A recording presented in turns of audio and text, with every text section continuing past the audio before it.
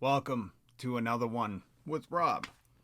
I want to address this tweet that I seen because it seems to be all the myths surrounding minimum wage in one fine tweet that I'd like to dispel. Not sure if this is a good way to start the Another One podcast, but it just seemed pressing and urgent because I've been seeing this propaganda pushed out for years now. And this is like easily Googleable stuff. I mean, we got AI now. Chat GPT. You don't even need to Google anything anymore. Now Google has become irrelevant, or DuckDuckGo if you don't want to be tracked all the time. Which, DuckDuckGo, I think that's what it's called. They should have called it DuckDuckGoose. Maybe that was taken. But that's a website like Google, except it doesn't track your every move. It's not selling your data, I'm guessing. I don't know. I don't have talking points on it. But just if you want to look into something, and if they want to sponsor this, that'd be fine.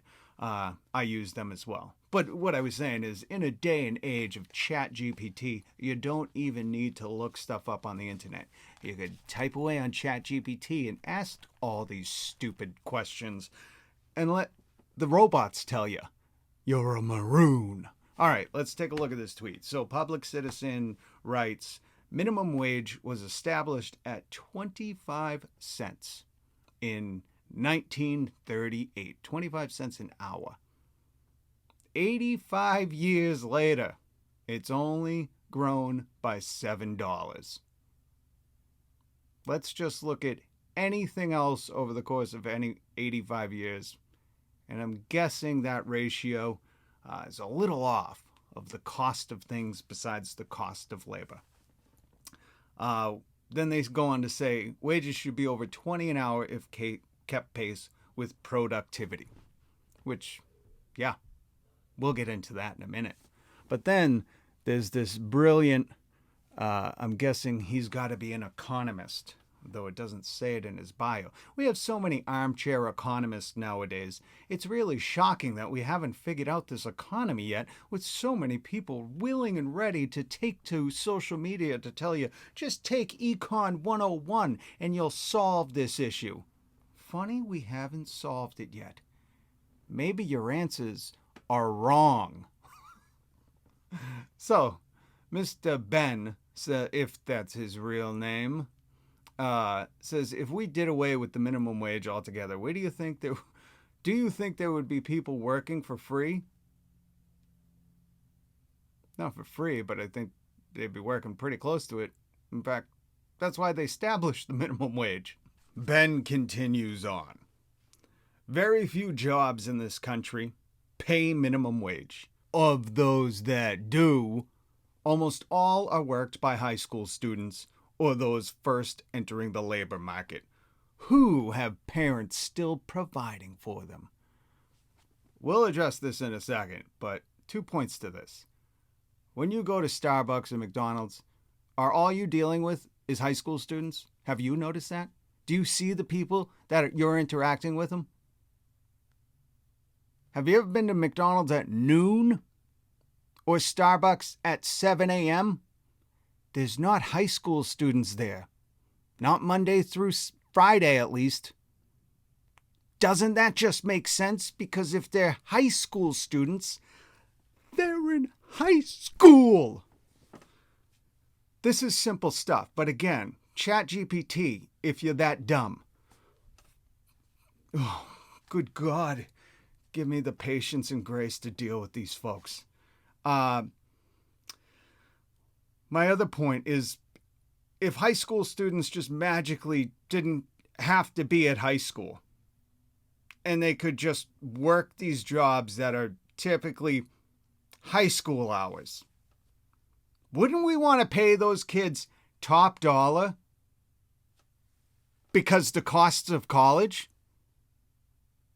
Wouldn't we? Has this guy not seen how much college costs? Wouldn't you want to pay those kids who are probably saving for college as much as we could? Good God, give me the patience to deal with these maroons. Oh, Jesus. Ben continues on. Wages have kept pace with productivity. If people are complaining about their wages, they might want to look at how productive they actually are.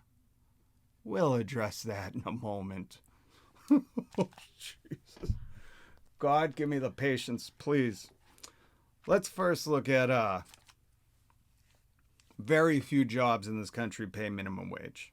Well, actually, if you just internet web search this, you'll find out 1 in 3 jobs make $15 or less. That is very close to the federal minimum wage of $7.25.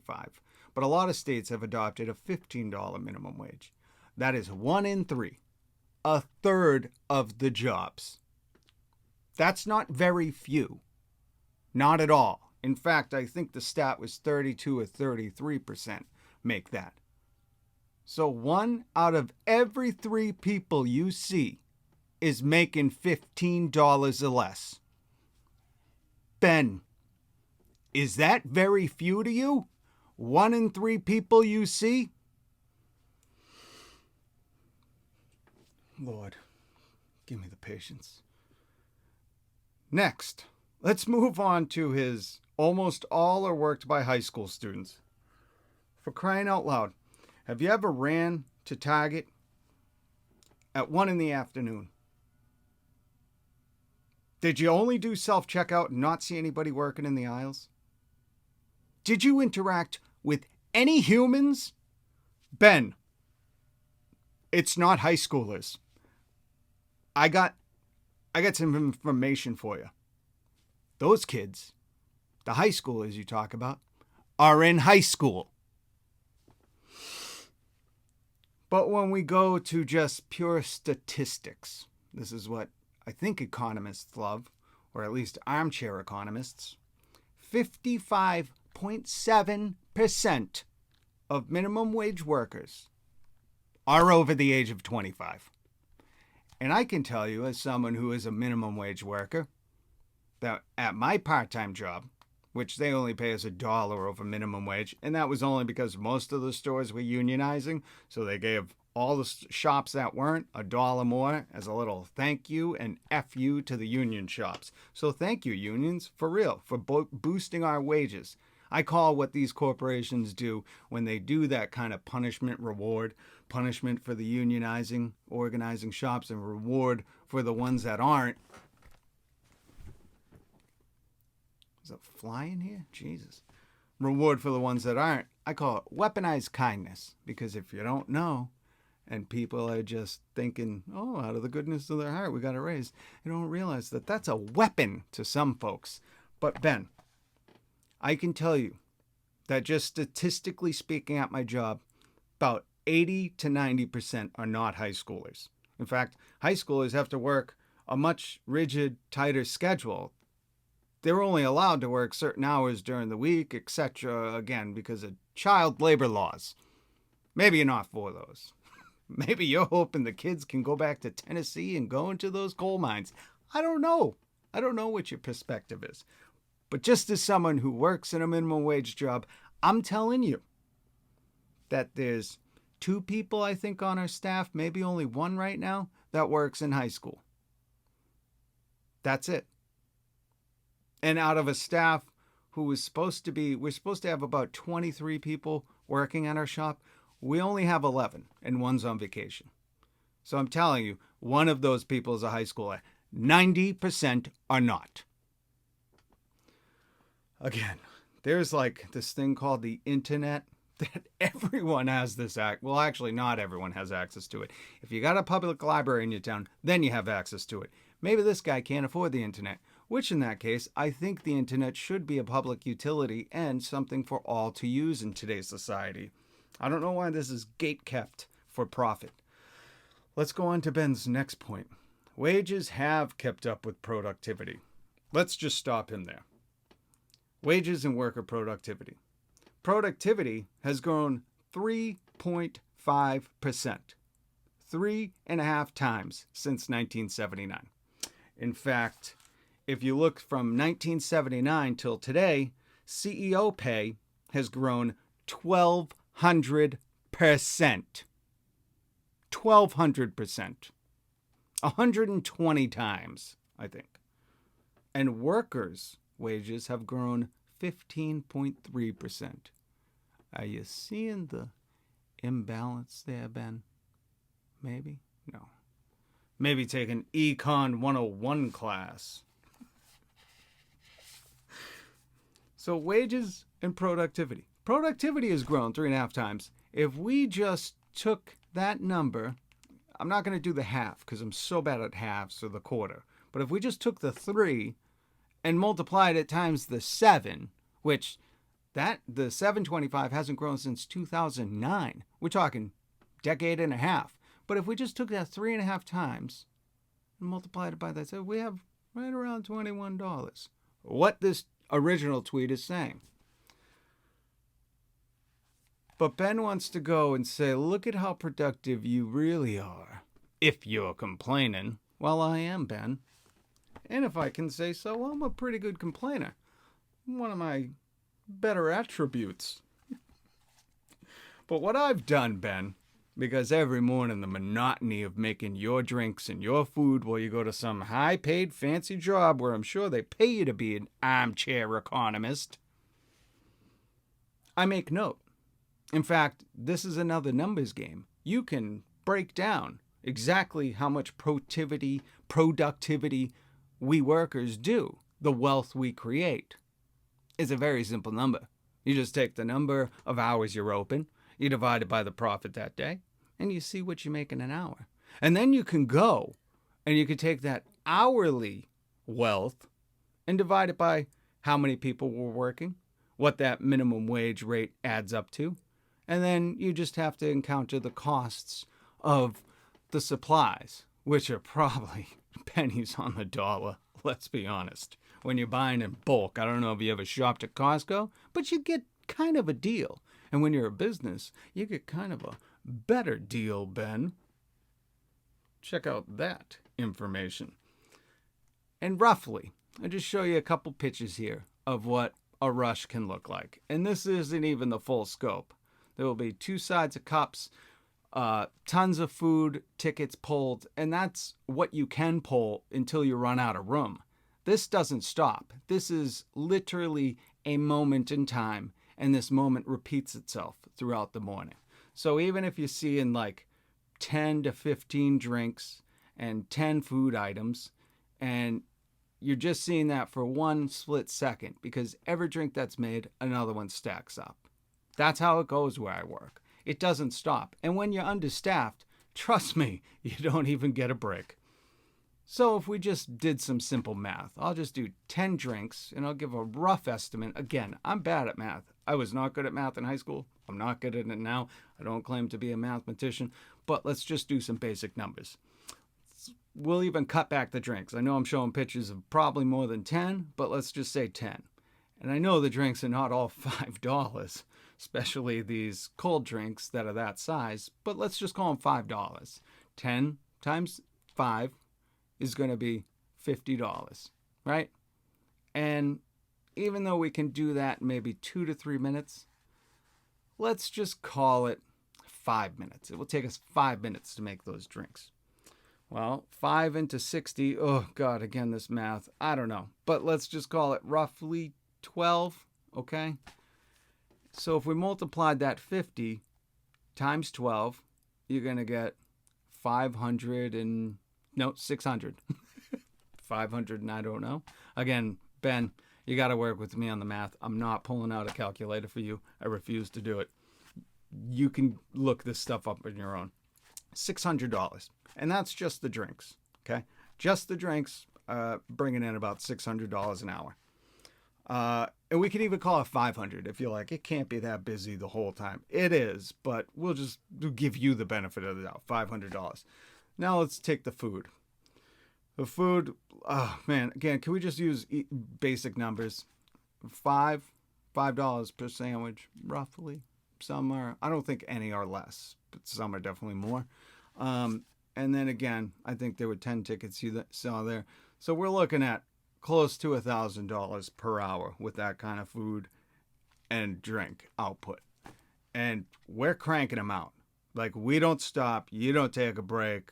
If you're staffed well enough, you just take your break while somebody else is cranking them out. I mean, it is mind-numbing at how many drinks you get. And the people that complain, they're like, I placed this order 20 minutes ago online. You're like, guess what? You're not, I hate to break this to you. You're not the only one that has access to placing orders online. So we'll do our best to get it to you because you're here now. But anyways, I'm getting off point. So Ben, just for the sake of argument, I'm going to give you so much benefit of the doubt here, okay? We'll say it's $700 an hour we're bringing in. Well, guess what? When there's only 4 or 5 people working that morning, because number one, we're understaffed, but number two, they just don't want to incur the cost of labor. So let's call it 17. I might have to get out a calculator. I don't want to do this. It's not 17 an hour. I make $16.25. But for the sake of, like, there's managers and stuff, well, we'll just do this. So if there's 4 people making 15, I got to call it, that's 30, 60, and then let's add the dollar here and there. So let's call it 65. One shift, that's going to be $22.50. So 65, 75, 85, we're looking at $90. Okay? That's 4 people in a shift, 5 people. That's usually all we're staffed with. That's not even $100. So our productivity was pushing out $700. The cost of our labor was only $100, less than, let's be honest, $85. But let's just call it again $100. Again, for the benefit of your sake. Really trying to walk you through this one, Ben. I hope you see that. I hope this changes your mind, because that's why I'm doing it. Because you just seem like an idiot talking about stuff that you don't know, that you haven't worked on. And that's the funny thing about this economy stuff. They want to go take an Econ 101 course. And I go, why? I'm living it every day. So I could tell you, we're not hiring a bunch of teenagers. You know how restricted their schedules are? They want people who can work during the rush, 4:30 in the morning till noon. They don't want high schoolers who have to do this stupid thing called high school, or college students where they have to take classes. They want people down and out trying to rebuild their life, like me, grinding it out, a slave to the healthcare. And let me tell you, that $16.25 I told you about, Ben, I got a big secret for you. After they take out my healthcare and taxes, it's only about $5 an hour. So that's my reality. But you got to share this stuff. I can hear it in the comments. Oh, you loser, you do this. Listen, I was making 6 figures just a few years ago. I lost my career. I'm trying to rebuild my life. Part of that is YouTube. Please subscribe. I desperately need it. I can't do this anymore. I am at my wit's end, and especially at my wit's end with people like this who probably read about it, heard something in the news, which, think about, why does the news want to feed you this bull crap? I'm not going to say it because I want the potential to be monetized. Why do you think these corporate-owned media conglomerates want you to think like that? Well, number one, it creates class division. And the only way we're going to win this battle is class solidarity. If you don't think wealthy people have class solidarity, I got some bad news for you, Ben. They do. And it's much stronger than we got. Those wealthy people, why do you think they give each other huge sign-on bonuses? Why do you think their compensation packages has to do with stocks, and then they create billion-dollar stock buybacks to artificially inflate their company's worth? Why? Because it's a little secret handshake deal saying, hey, you exploit the poor as long as I'll exploit the poor, and we'll keep doing this thing. We'll give each other sign-on bonuses for just taking the job. $8 million is what the company boss at my place got just for taking the job. He hadn't done a day of work. He just signed the deal and $8 million richer. Which is crazy, because when I asked for a little bit more money, trying to pit the free market against each other, it said, hey, I got to offer over here for a little more money. They said, you don't have coffee experience. I said, I've been drinking coffee since I was 12. What kind of experience are you talking about? And all I can think is, did they say that to this CEO? Do you have coffee experience? You're coming from Pepsi. Maybe they gave him a pass with caffeine experience. Where was I? So, Ben, Let's get back to the productivity thing. In some places, I think it's much higher than 3.5%. And I think those places I just clearly displayed for you.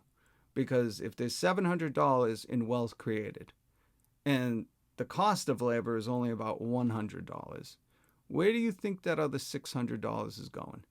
Don't tell me it's to the resources needed, the lights, electricity, the drinks, etc.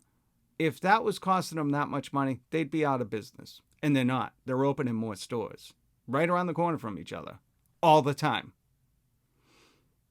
Where do you think that money's going? I'm not going to wait, but this is how I'll end the video. Where do you think that money's going? Not to the people who created the wealth.